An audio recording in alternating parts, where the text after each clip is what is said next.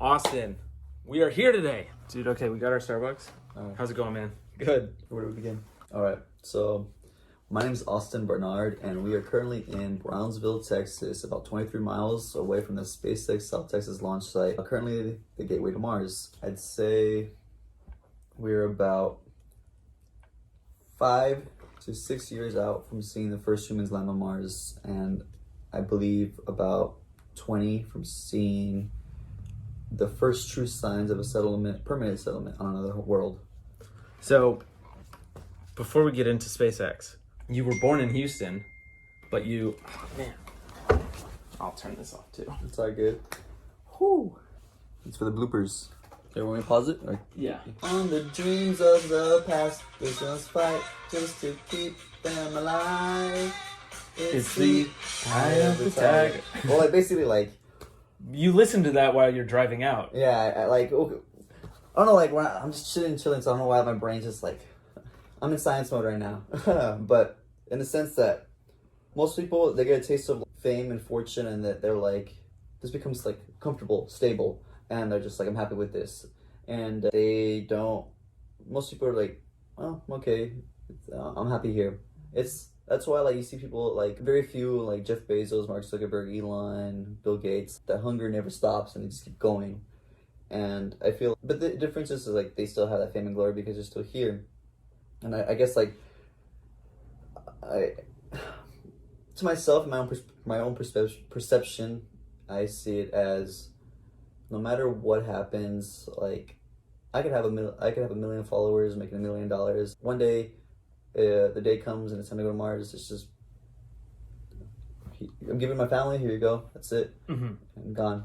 Because, like, at the end of the day, if it wasn't for Elon and it wasn't for SpaceX, I wouldn't be who I am today, and I'd still be that Austin Bernard that really no one knew. And you know, because at the end of the day, it's like, let's be honest, it's all about Starship. Like, so you feel like you owe it to Elon to do that. It's just owe it to the dream. Mm-hmm. And, like, because at the end of the day, we only, like, it's like, you only live once, and you only die once as well. And if I have a choice to, like, where I want my path to be, I guess my bloodline to go, I'd say Mars.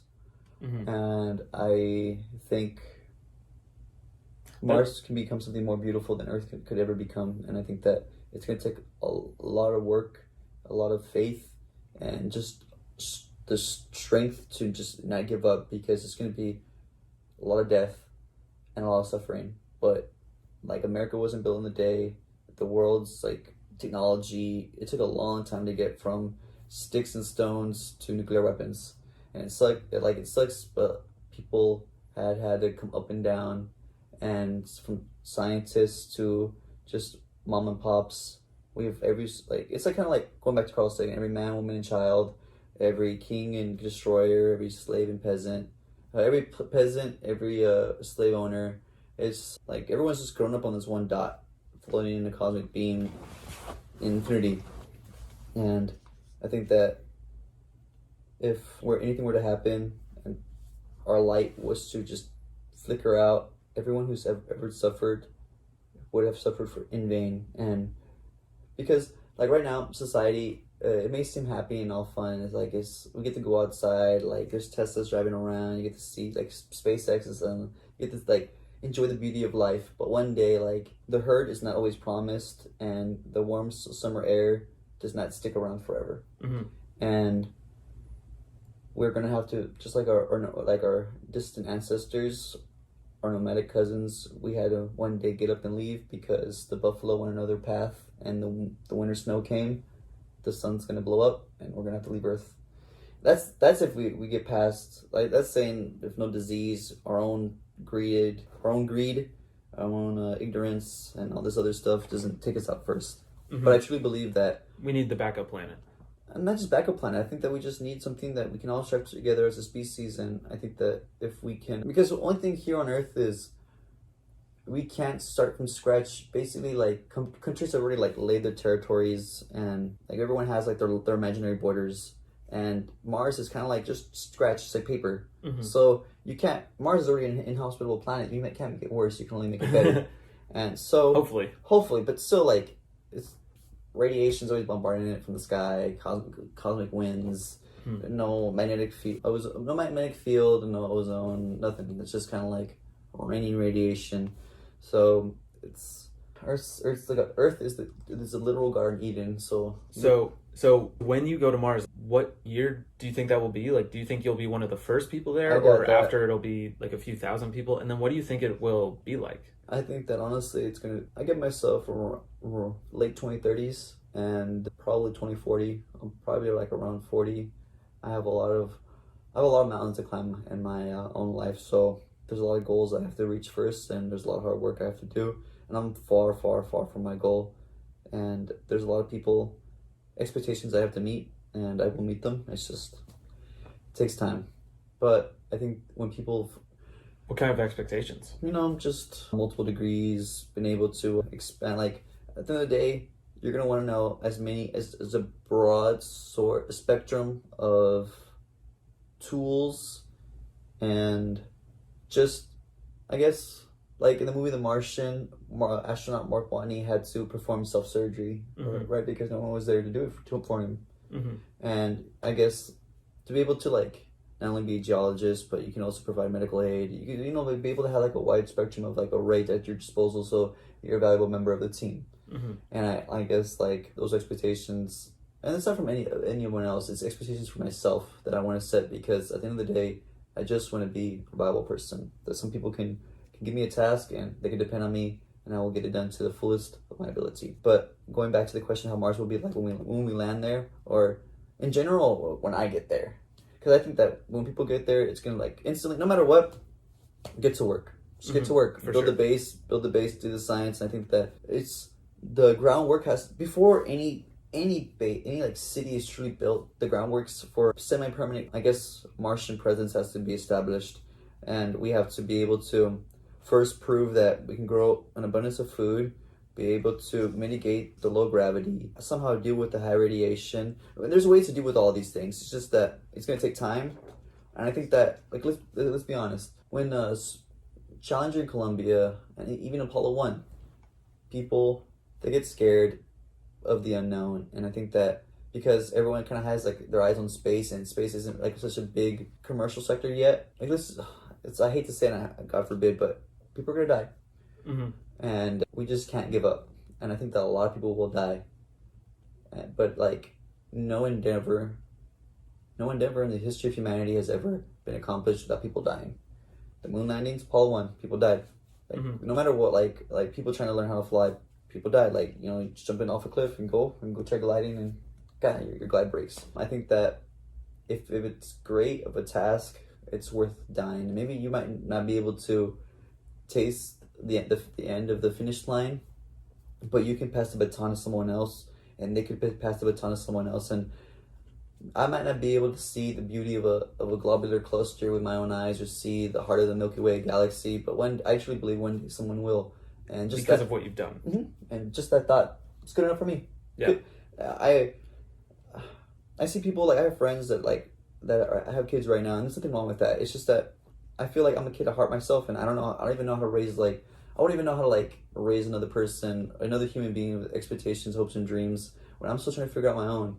And I just feel like it just drives me insane, the thought of having one day do 9 to 5, live a life, and just I don't know, how the white picket fence, and just that's it. I think that as a species, we're made for more. We're bred for more. I think that at our cores, we're meant to explore, and I think that we're just, all the pain that's going on in the country and the world is because we have stagnated too long as a species. We're nomadic. We're a nomadic species. We're meant to just keep wandering, and the next place to wander to is Mars, and maybe one day the stars.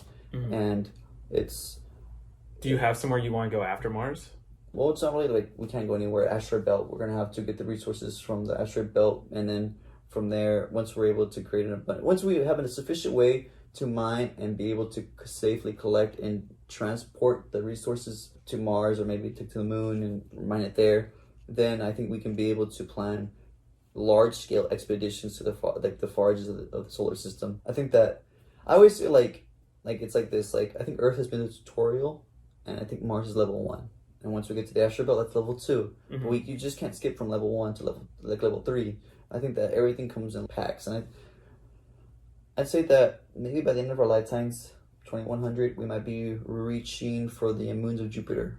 But I think that really, like, in our lifetimes, I think that the true frontier of Martian settlement and asteroid mining, and to be able to have the resources, I think that if all goes well, and the thing is, you can't like we can wish as much as we want, but human history is still human history, and no matter what, things can go awry. No matter like unforeseen problems, anything can happen. But I think that we will. I think like objects like diamond, gold, platinum, titanium are just gonna go like their value is gonna drop to zero because basically like has like resources like kind of like how we can 3D print like kind of have like a little object in our hand and be like, oh, like because like 10 years ago you had to have some actual company manufacture something and you had to buy it for like $10. But now like if you have enough plastic, you can make it yourself, make a toy for your child and for free, not like for free, but like like for cheaper. Exactly. The supply of gold will just be so much that the value isn't much. So is this your way of saying that you're a Bitcoin guy? I guess, yeah. Hodl. Dodge. Yeah. Oh, you're a Dogecoin guy? I guess Elon has promoted Dogecoin, so that makes sense. Yeah. I think that you gotta believe in the memes. You have to. The memes. He who controls the meme controls the world. Yeah. It's the truth. Like, as much as like I wish that everyone I wanna go like if I wouldn't seem like a maniac, I'd go out to the streets and yell out, the future's coming, Starship, it's here. Then you become a meme. I would become a meme and then I also look crazy. Yeah, crazy meme, not a good meme. Yeah, so I think that we just have to keep the dream alive and just keep pushing. So, what's your goal in between all of this? While they're going to the moon, going to Mars, you're going to be studying engineering. School, I'm trying to get basically just a few goals. No, I don't want to speak this out publicly, so inside scoop. I want to get my pilot's license, my scuba gear license. I want to get my minors in, I guess, geology, my master's in astronautical engineering. Oh, sorry, I'm thinking rocks now. And my plan B, something that like what do you want the podcast to know? Or what's your plan B? That's what I'm telling you, man. I'm telling everyone like this. Oh, inside scoop. Oh, yeah, okay, cool. Okay. Plan B, let's be real. Not all dreams are accomplishable. So just in case I don't go to Mars, my plan B is I also want to be able to have all this like knowledge because I love it all started from like Carl Sagan in space. So if I don't get to go to space myself, I just want to be able to inspire someone else to be able to carry on that torch because if I can be an astronaut, I'll be a university professor, and I want to inspire as many people as I can. Bro, you got to believe that you will. I know that. I believe. Bro, I just 100% believe that I will be on Mars one day, and I legit wake up every single day, and I envision that goal. But not every single goal. Like life is not all rainbows and sunshines. So just in case it doesn't happen, I'll be a university professor teaching space. So I think I just want to be able to at least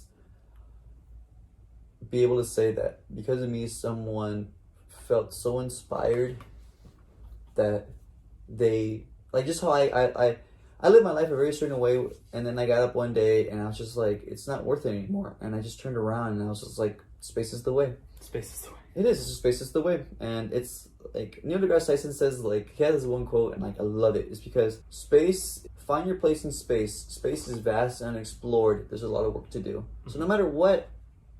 We all have a purpose in space together because not alone it's not just one person or two people or three or four or 100. We can't explore all of it. We need all of us. Not even if every single human was an astronaut, we got all 8 billion of us to space. We'd still not be able to explore it all. There's just too much of it. Yep. That's why I love it because we all have something to do together. And I think that we can unite under the dream of exploring and sailing the stars, where we can change the world for the better. I love that. That's awesome. So I have the final question is that you met Elon. So tell me, like, what was that like and what happened? All right. So the first time I met Elon was at the 2019 annual Starship presentation, and I didn't even know I was gonna meet him. I was invited and I was super excited and I was like, I'm gonna get some crazy inside scoop. This is gonna be totally, absolutely epic. I get to see Starship MK1 in person. It's gonna be a blast. I had no idea I was gonna meet Elon that day. None whatsoever. And while I was in line waiting to get my badges to come in to the venue, a few employees walked up to me and they asked me, "Are you Austin?" And I was like, "Yes, I am." And they told me, come with me." And they put me in a room, and they had me in this room for between 30 minutes to an hour. And I was just by myself. And I honestly thought that SpaceX was like about to like not happy with you. yeah, whack me from like all the times I'd be like documenting them and taking photos. And I thought like some employees would walk in there with a band and be like, "Uncle Elon doesn't like what you're doing." But it was a little bit. But it turned out to be the opposite. Exactly. It was the complete opposite.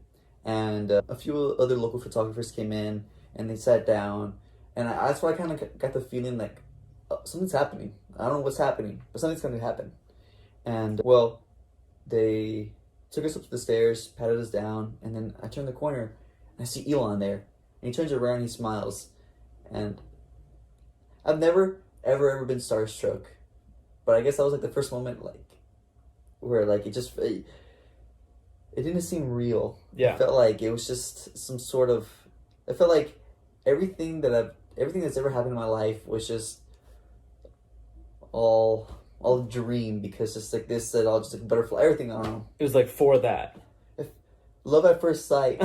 not like love at first sight, it's just that, like, you know, I feel like I haven't seen a friend in a long time and I was so happy to see him. That's how I felt like.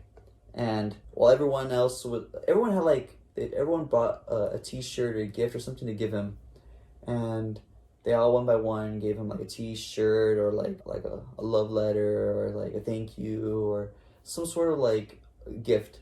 And I didn't even know that we were gonna like meet Elon. So they knew they were gonna meet Elon. Not even meet Elon. I guess like they just kind of had a feeling, and like everyone was so confident. And for me, I have this ideology that don't overexcite yourself too much and expect too. I guess don't expect too much, because you set yourself.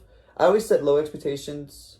Well, I set high expectations for myself, but I set low expectations for others, because you just never know if you're gonna get let down. And the only person at the end of the day you can really count on is yourself. Because like at the end of the day, like that's the only thing you can really like control is like, you can't even control your environment, but you can control what you do as a person. So when you saw Elon, like, what did you say to him? Well, getting to there, everyone gave him like a gift or a token of appreciation. And he comes around and he comes to me, and I just felt like sad because I didn't have anything to give him. And he looks at me and he goes like this, and he's like, "Austin," but it's like his British like Canadian accent, and man, my whole world lit up. I was like, Elon Musk just said my name.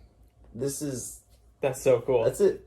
He knew who you were without even having to introduce yourself. It made me feel valued. I don't know, I just felt happy. I felt truly, truly happy.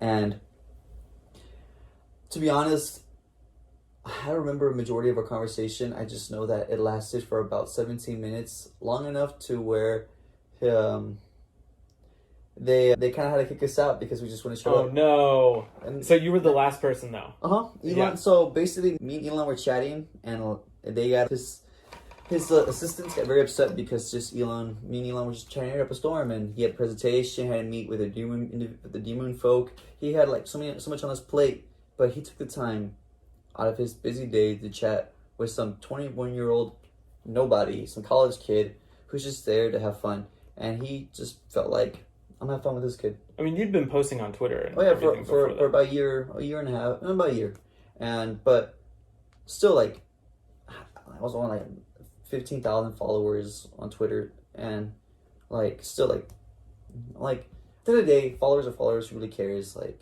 and like photos are photos. Like, what have I done besides document and share it with the future? What have I done? I haven't got no engineering degree. I haven't really accomplished my mountains yet. But the fact that Elon saw some value in me, and he took like the literal. This guy, he can do whatever he wants. He could do literal whatever he wants, but he was just like, you know what? I'm gonna chat with this dude, and I'm just gonna hang out, and we're gonna geek out, talk about Spaceballs, and just. You talked about Spaceballs? Mm-hmm. You talked about like space movies or Spaceballs? Just funny things, memes, and just being able to just the human aspect of just why everything is just so important to be able to just enjoy as it is. He who controls the meme controls the world. Like, you know, like if we can make Starship as enthusiastic, if we can get everyone enthusiastic about Starship as like the dream has made me, I think that we can make the world a better place. And I think it's possible because I had a completely different path that I wanted to go down, and I don't know, just felt like space. Yeah, that's it. So you talked with him about memes and like media and how he was like, I love what you're doing on Twitter, like sharing the future. It's just we not like only that, but we also kind of talked about like. So he also gave me a shout out during the presentation because we talked about. Because I had this idea, like going back to Christopher Columbus, you land, like let's say you have like not Christopher Columbus, but anyone in general, you land on an island, your boat's messed up, you get trees, you fix your boat. If Starship was made of carbon fiber, you wouldn't be able to do that. At least stainless steel, bring extra sheets of stainless steel, you weld it, and you fix your problem. But or you can rip apart pieces from your ship and make a base. And I'm pretty confident that the first few Starships are going to be just kind of like ripped apart for scrap. For sure. So he was like, I was speaking to Austin earlier. Starship. Actually, just say like on Mars, you can like cut that up, you can weld it, you can modify it, no problem. Yeah. He points at me. That's a good point. Nice. He pointed at me, bro, and no cap. Everyone in the crowd looked at you. They all turned around and they gave me the ugliest face. No way. Because they were like, who the fuck is this kid? They're just like, who the fuck is this kid? And like, I was just there, and then Elon was like, and I was like, and they were just like, and I was like, oh bro, I don't know, bro, like, Elon is like the coolest, nicest, just most down-to-earth person you can ever meet. And I think that people, I think that yes, he is a billionaire. Yes, he is the wealthiest person on the planet. Yes, he has all these responsibilities, but I think people ultimately forget that he is a human being. And I think that a lot of people, they put up this facade that like, okay, I've become very powerful and I've become like very politician-y, very like calm and straightfigured. I think that like, yeah, but like, okay, you put yourself, it's like going back to the whole, how we're saying like people like to go into this, everyone like, I think that we're a nomadic species, so naturally we like to be in these tribes. So like we like to it's all it stems from the family system to like the part, like people are like in their own groups, people like to be hanging out with their own friends. Like very few people like to bring new people into like their group. And not everyone, but like, you know. But I think that people like to throw Elon into this, oh, he's a billionaire bad class. And they don't even want to give him the benefit of the doubt. Like, okay, maybe like some people, like, you don't have to agree with everything on Elon, but I think that as a human, he's just a good person, kind of person. I think that he's just trying to do the best he can to make the world a better place. And you don't have to agree with him. You don't have to disagree. You can just, you know, everyone's living their own path. And I think that Elon will change the world for the better. And when I've spoken to Elon multiple occasions, and he has never... He makes it feel like I'm talking to a bigger version of myself. I don't know how he is with other people, but maybe the business world is a completely different person. But to Austin Barnard, in my perspective, Elon Musk makes me feel like I'm just his bro. Like he's just some normal person. He can be like my uncle. Like literally, like he talks to me like he's my uncle, and like he gives me advice, and he's just down to earth, and he's just. I think a lot of people don't ever see like the side that he cares. My father passed away of COVID-19, and Elon paid for my dad's funeral, and he paid for his services. He paid for everything, and I don't know what I would be. And there's a lot of things that people don't see, and I think that like it just goes down to Elon has given me my purpose in my life, and the only thing I can do is just repay that purpose. Yeah, and he reached out to you because of that. He DM'd you, and then you were kind of going through a tough time and didn't respond, and then he DM'd you again, following up, and was like, "Hey, I'm really caring about you. I'm checking in on you." That's like serious kindness that obviously he didn't do for any media headlines or anything. Like nobody really heard about that. But no, you don't have to. I don't share with anyone because there's no point. Because at the end of the day, it's in my heart, and I know that he's a good person. That's why sometimes you follow me on Twitter. You'll see me, I'll get into fights over people over Elon, because at the end of the day, that's my friend. And if you talk bad about my friends, I will defend them to the end. If anyone talk bad about you, bro, you best believe I'm gonna get in there. I'm gonna beat them. I'm gonna get at them if they talk shit about you too, bro. Like I don't know, like it's just that we live in a world where it's so small, and like we have this such a finite lifespan, and I think that we spend too much time bickering when we should like spend all this energy in making the world and the worlds above our heads better. Mm-hmm. And I think that we can do it. It's going to take a long time, and it's not going to be for sure in our lifetimes, but all we can do is pass the baton to someone else, and hopefully they don't trip and they don't fall. Well, I think they will trip, but I think that inevitably we all get up and we will keep running to the finish line. Mm-hmm. Wherever that finish line is, I think the finish line, there is no finish line. I think it just keeps going and going. Maybe one day we go from Mars, the asteroid belt, leave the solar system, travel across the galaxy, maybe another galaxy, Andromeda. Maybe one day we leave our galaxy, leave this whole universe entirely. We go into some other thing. Who freaking knows? Like, mm-hmm. I think that we're truly entering a cusp of where technology can open the doors to us becoming something unfathomable. And I think that we can achieve greatness only together. There's a lot of, despite our differences, despite our what's the word? We have such great intellect, but it's also like we're children, that we're such a young species that we're learning all this great information, but as we learn all this great information, we're becoming addicted to ourselves. I think that as we grow as a species, things we just can't avoid as we transition to a type 1 civilization. We're causing climate change to our planet. We're hastily speeding up the deterioration of our ozone layer. I think that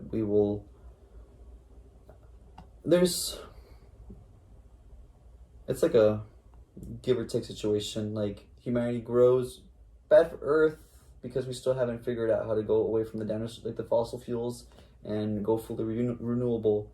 And we have a lot of challenges and tribulations to face in the coming century and the next century.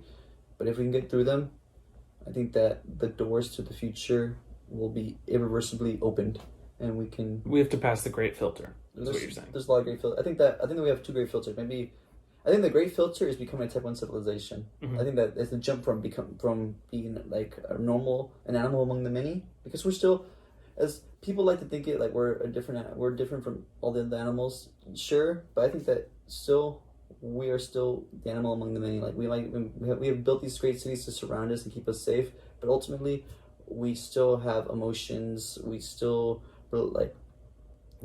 we have these great 21st century technology, but we're still running on the same hardware that was with us 200,000 years ago. Mm-hmm.